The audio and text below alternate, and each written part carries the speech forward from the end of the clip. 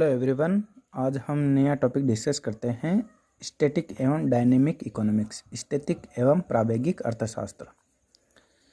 आज हम static economics के बारे में पढ़ेंगे। सबसे पहले जानते हैं स्टैटिक या स्टैटिक जो वर्ड है इसका मीनिंग क्या होता है। साइंस में स्टैटिक का मीनिंग होता है विश्राम या रुका हुआ, जबकि इकोनॉमिक्स में इसका जो मीनिंग है वह थोड़ा डिफरेंट है। स्टैटिक शब्द से अभिप्राय ऐसी अर्थव्यवस्था से हैं जिसमें गति तो है पर गति की दर समान रहती है, यानी बिल्कुल रुका हुआ नहीं है बल्कि एक इक्वल दर से बढ़ती जाती है इकोनॉमी। इसमें डेफिनेशन की बात करें स्थिर इकोनॉमिक्स की तो क्या है। स्टैटिक अर्थव्यवस्था का अभिप्राय उस अर्थव्यवस्था से लगाया जाता है जिसमें आर्थिक क्रियाएं सदैव समान गति से नियमित एवं शांतिपूर्ण ढंग से चलती रहने के बावजूद भी संतुलन की स्थिति यथावत बनी रहती हैं। यानी इकोनॉमी में जो आर्थिक क्रियाएं हैं वह हमेशा समान गति से चलती रहती हैं। ऐसा नहीं कि एक साल तो बढ़ गई दूसरे साल कम हो गई। परिवर्तन किसी भी प्रकार का नहीं होता और संतुलन बना रहता है या संतुलन की स्थिति इकोनॉमी में बनी रहती है। उसको स्टैटिक इकोनॉमिक्स कहा जाता है। अलग अलग जो इकोनॉमिस्ट थे उन्होंने स्टैटिक इकोनॉमिक्स को अलग अलग तरीके से परिभाषित किया। हिक्स ने किस प्रकार परिभाषित किया है, या हिक्स के अनुसार हिक्स कहते हैं कि मैं आर्थिक सिद्धांतों के उन भागों को स्टैटिक अर्थशास्त्र कहता हूं जिनमें हमें तिथिकरण की आवश्यकता नहीं होती।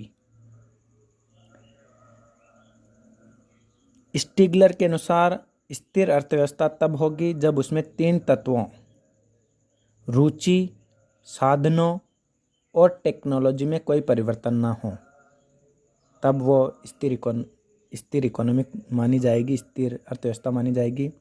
इसी प्रकार क्लार्क के अनुसार स्थिर अर्थव्यवस्था में 5 तत्व शामिल हैं: जनसंख्या, पूंजी, उत्पादन की रीतियाँ, व्यक्ति कारखानों के स्वरूप तथा मानवीय आवश्यकताएं स्थिर एवं अपरिवर्तनीय रहते हैं। वैसे ही मार्शल ने भी स्थिरता की अवस्था में 5 लक्षणों का संकेत दिया है। उनमें जनसंख्या और धन में वृद्धि, दोनों में वृद्धि की दर में समानता, भूमि की पर्याप्तता, उत्पादन विधियों व दशाओं में बहुत कम परिवर्तन और व्यक्तियों के व्यवहार में स्थिरता। इस प्रकार अलग अलग अर्थशास्त्री द्वारा स्थिर इकोनॉमिक्स की अलग अलग प्रकार से डेफिनेशंस दी गई है या इसका मीनिंग बताया गया है। पिगू ने उदाहरण देते हुए स्पष्ट किया है कि जिन बूंदों से मिलकर झरना बनता है वे सदैव बदलती रहती हैं, किंतु झरने का स्वरूप वही बना रहता है। किन्स ने स्थिर अर्थव्यवस्था का अभिप्राय उस अवस्था से लगाया है जिसमें उत्पादन, उपभोग, वितरण एवं विनिमय को निर्धारित करने वाली सामान्य दशाओं में कोई परिवर्तन नहीं होती।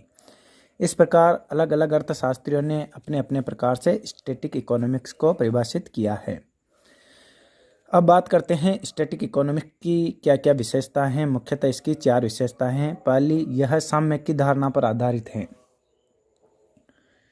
साम्य की धारणा यानी स्टैटिक अर्थशास्त्र का संबंध किसी समय विशेष पर आर्थिक तत्वों के संतुलन की अंतिम स्थिति का अध्ययन करना है।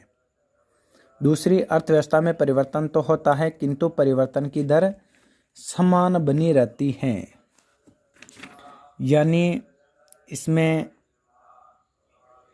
परिवर्तन की दर चेंज नहीं होती। परिवर्तन होता है वर्ष पर्यंत, यानी जैसे दिन निकलेंगे प्रत्येक दिन परिवर्तन होगा, लेकिन जो दर है वह समान रहेगी। समय रहित धारणा यानी समय की उपेक्षा की जाती है, समय तत्व को ध्यान में नहीं रखा जाता।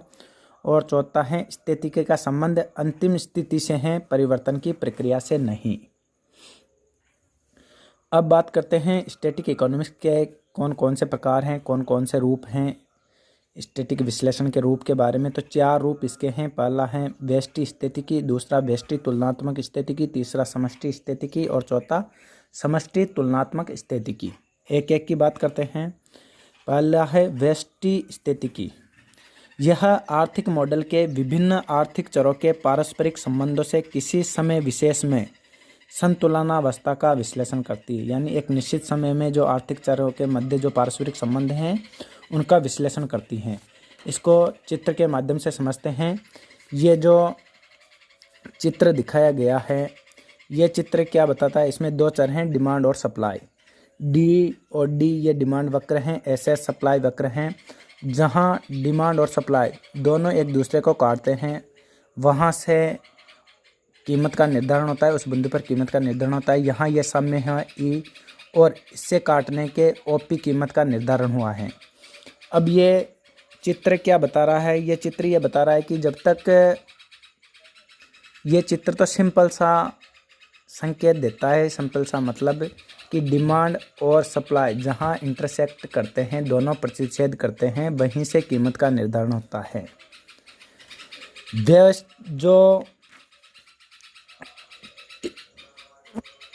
जो व्यष्टि स्थितिकी हैं वह क्या कहती हैं, वह यह कहती हैं कि जब तक डिमांड और सप्लाई में किसी प्रकार का कोई परिवर्तन नहीं होगा तब तक कीमत, उस वस्तु की कीमत यही बनी रहेगी।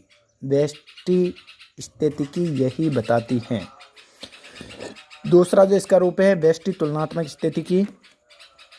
यह का मतलब व्यष्टि तुलनात्मक स्थिति।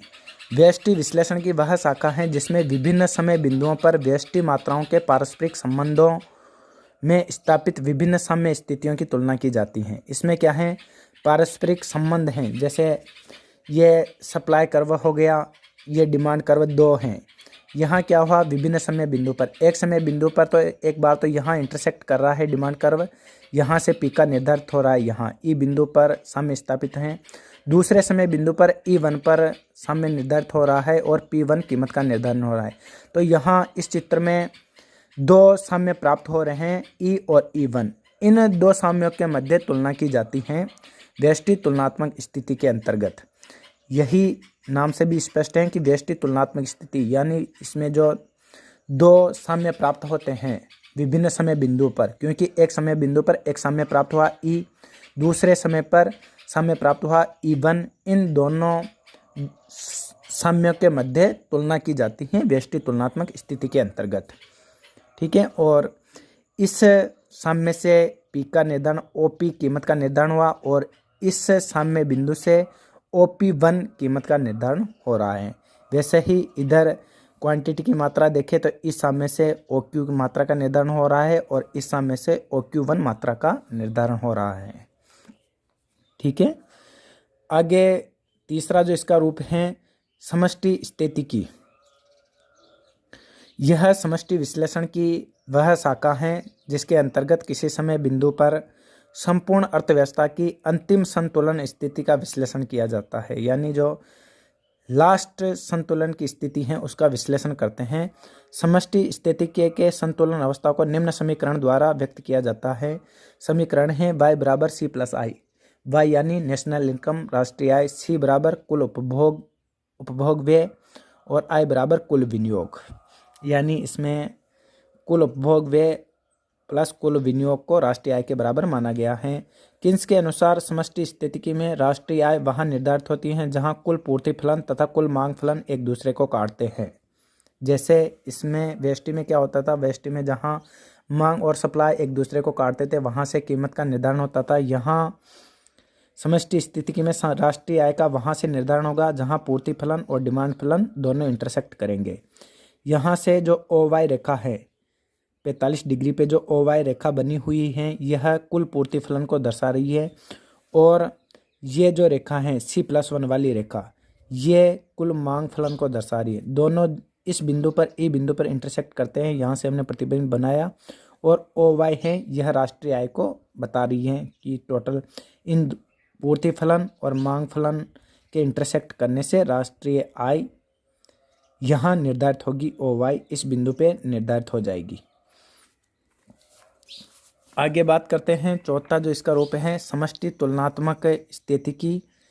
इसमें क्या होता है, इसके अंतर्गत समष्टि चरों में परिवर्तन के परिणाम स्वरूप स्थापित दो अलग अलग अवस्थाओं की तुलना की जाती है।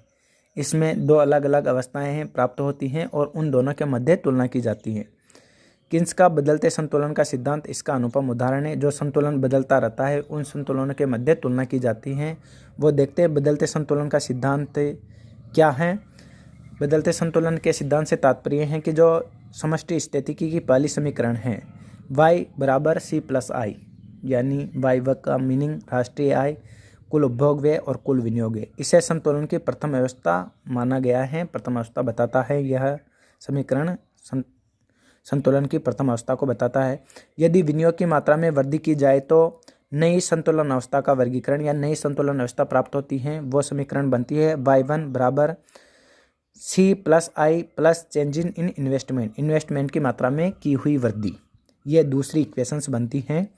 दोनों संतुलन अवस्थाओं का तुलनात्मक विश्लेषण समष्टि तुलनात्मक स्थितिकी कहा जाता है। यदि इन दोनों जो अवस्थाएं हैं इनका अध्ययन किया जाता है जिसके अंतर्गत उसे समष्टि तुलनात्मक स्थितिकी कहते हैं। पहली इक्वेशंस ये बन गई, दूसरी इक्वेशंस ये बन गई। इन दोनों अवस्थाओं का अध्ययन जिसके अंतर्गत किया जाता है उसे समष्टि तुलनात्मक स्थितिकी कहा जाता है। अब इसके महत्व क्या क्या हैं स्थिर इकोनॉमिक्स के, इनकी बात करें तो व्यापक क्षेत्र पहला महत्व है।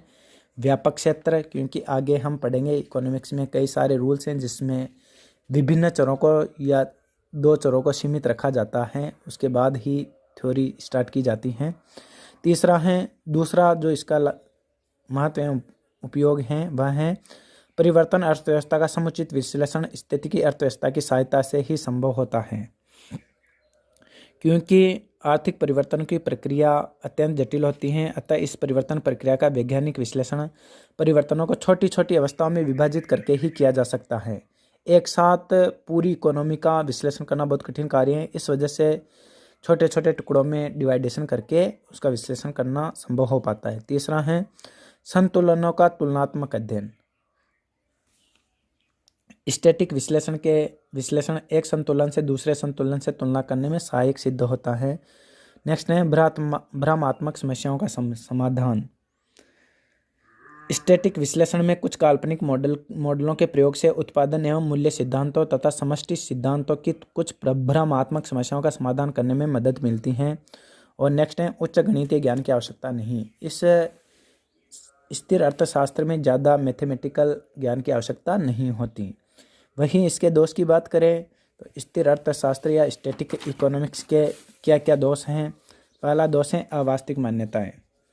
स्थिर अर्थशास्त्र अनेक कठोर अमान्यताओं को लेकर चलता है, जैसे पूर्ण प्रतियोगिता, साधनों की पूर्ण गतिशीलता, अनिश्चितता का अभाव, मनुष्य की रुचि स्वभाव में स्थिरता आदि मान्यताओं पर आधारित होने से यह व्यवहारिक जीवन से काफ़ी दूर नजर आता है। दूसरा है स्थिति काल्पनिक एवं भ्रमात्मक। परिवर्तनशील संसार को स्थिर मानकर उसका विश्लेषण करना भ्रम है, क्योंकि जो आधुनिक युग है वह परिवर्तन का युग है। इसमें आर्थिक व्यवहार को निर्धारित करने वाले तत्वों, साधनों, तकनीकी ज्ञान, रुचि, इनको स्थिर मानकर चलना परिवर्तनशील युग की उपेक्षा करना है। तीसरा है निष्कर्षों में सत्यता का अभाव। जो इसके द्वारा जो निष्कर्ष निकाले जाते हैं उनमें सत्यता का अभाव होता है, क्योंकि यदि मान्यताएं ही काल्पनिक और भ्रमात्मक होगी तो जो निष्कर्ष निकलेंगे वो भी ऑटोमेटिकली उनमें सत्यता का अभाव पाया जाएगा। और नेक्स्ट है आशाओं एवं संभावनाओं की सीमितता। इसके द्वारा जो भी आशाओं और संभावना की सीमितता से तात्पर्य है कि स्थिति की विश्लेषण का प्रयोग उस मार्ग के विषय में भविष्यवाणी के लिए नहीं किया जा सकता जिसमें बाजार एक संतुलन से दूसरे संतुलन पर बढ़ रहा हो, यानी गति कर रहा हो। वहाँ फिर भविष्यवाणी नहीं की जा सकती और न यह बता सकता है कि कभी दी हुई संतुलन की स्थिति प्राप्त की जा सकती है या नहीं। इस तरीके के मामले में फोरकास्टिंग स्थिर इकोनॉमिक्स के द्वारा नहीं की जा सकती। यदि इस टॉपिक में किसी को कोई दिक्कत है, समझ में नहीं आया, तो इंडिविजुअल वो बाद में मेरे से कंसल्ट कर सकते हैं। धन्यवाद।